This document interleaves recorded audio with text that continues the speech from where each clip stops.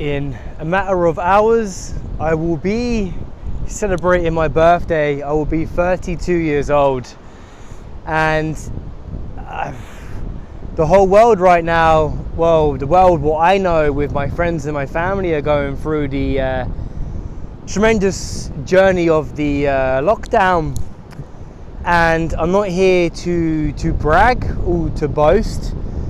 I'm in Ecuador where we have no restrictions whatsoever, and I just want to talk to this video about courage of the human experience and the journey of life, and it's not been easy. It takes, a lot of people will always doubt you and try to put you in a box and put you down for the certain beliefs you may have deep into your heart, but you have to suddenly find a way to break out of this and start to create the own reality you see in yourself.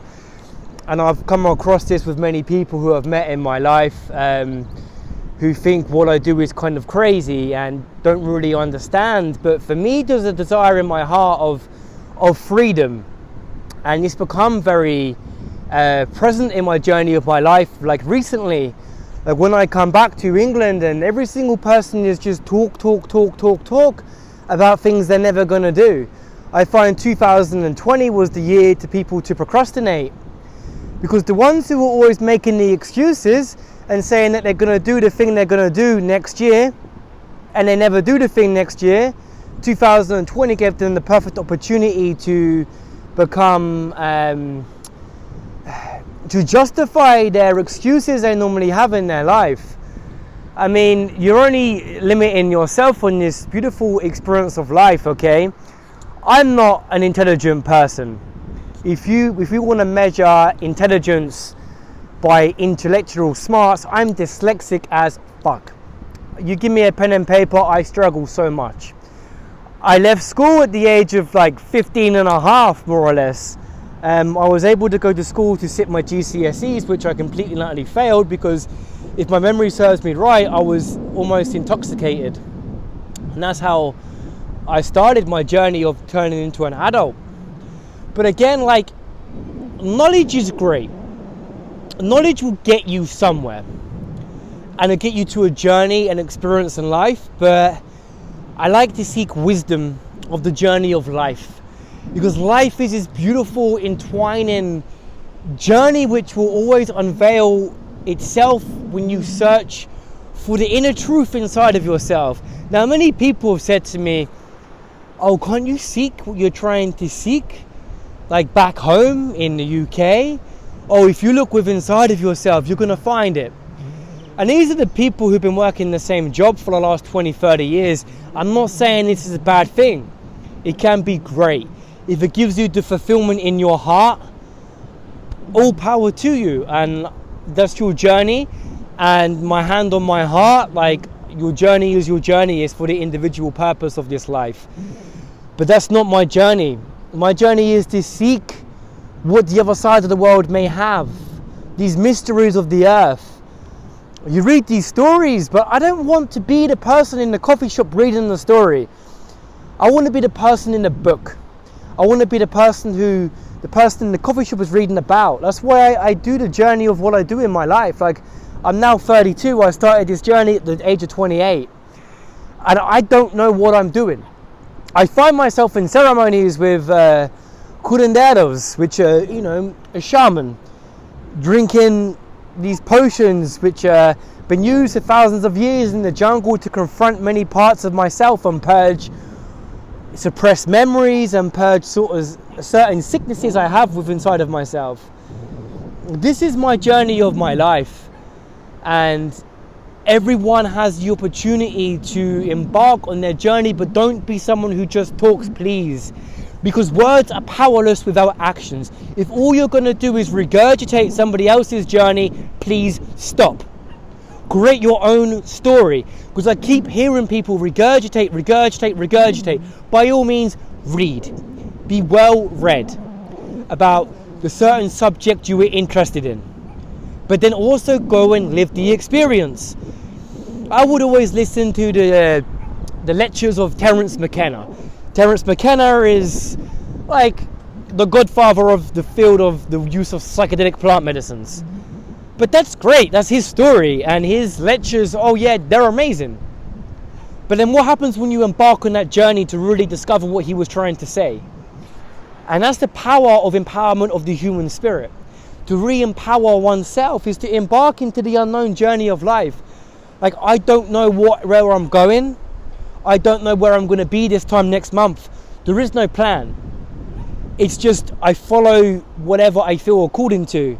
And again, it takes courage. So life with courage is a life worth living, trust me.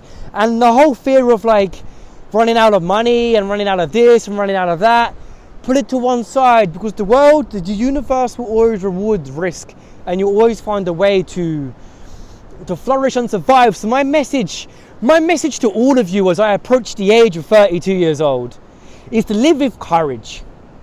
If you feel it in your heart, you must run towards it. Don't walk or tiptoe. A door of opportunity isn't going to suddenly appear in your life. You've got to go and search and embark on the journey of the unknown, because life begins in that madness, in that dance, that courageousness, in the storm of life. When the tornado comes, learn how to dance in that chaos, not to run, but to dance in that chaos, and to embark in that journey of chaos.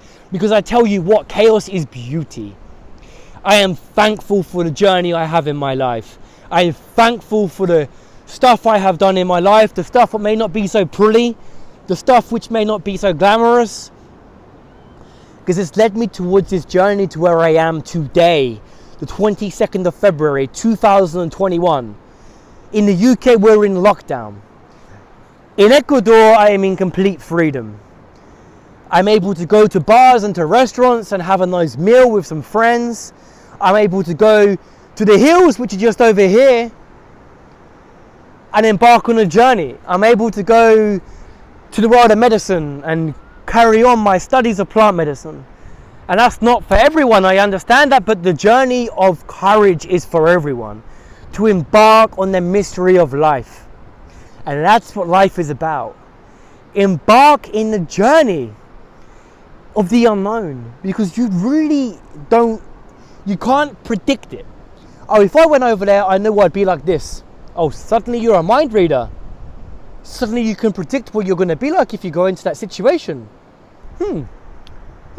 I would go to that place, but I know what would happen if I went there. Oh yeah, okay. Like many people, when I tell them about going to the jungle, oh no, like I want to go on this journey, but the spiders and everything else. Shut up, please, shut up. It's tedious. And when someone says to me, oh, you live in the jungle, like I'm a celebrity, get me out of here. Never put that in the same sentence as me, because it's ridiculous. It's ridiculous. Don't ever associate reality TV with actually embarking on a journey into oneself. And stop making up excuses. Okay, I've lived in the jungle. I tell you what, there wasn't snakes trying to eat me every single night. There wasn't spiders trying to bite me every single day. Yeah, you'd see them, but not to the degree what you're creating up. And already you limitate yourself. And so many people, they want things instantaneously. In the traditions to where I study, the rites of passage. The rites of passage is very, very valuable. The rites of passage is something we must embark on. Like if you want to sit at home and expect someone's going to bring the thing to you without doing the work, you are delirious. You have to have the rites of passage. You know, like in the Temusco, the Native American sweat lodge. For someone in many traditions to be able to have the right to hold this ceremony, they go into the vision quests. And there's supposed to be 4 vision quests each time. That gets more days, sitting on your own in isolation. And after you do the vision quest, you go to the sun dance, where you create these like hooks, which you embed into the pectoral muscle, into the flesh, and you tie it to a tree, and you dance around the tree, and when the time is right, you jump back, and it pulls out. Crazy, right? But that's a rites of passage. The same as ayahuasca. I honestly believe in the rites of passage of ayahuasca. Like, to get on the plane and to go to the jungle is the rites of passage. You're making it happen. Not for someone to come who's drunk medicine a few times and they snuck some ayahuasca back and they tell you they can give it to you. That's going to open up all sorts of magical journeys. But you could have a great experience, don't get me wrong, but it's dangerous and they're playing with your life. And it's just ego. It's not ego, people, it's we-go. And that's the rites of passage of this journey of life.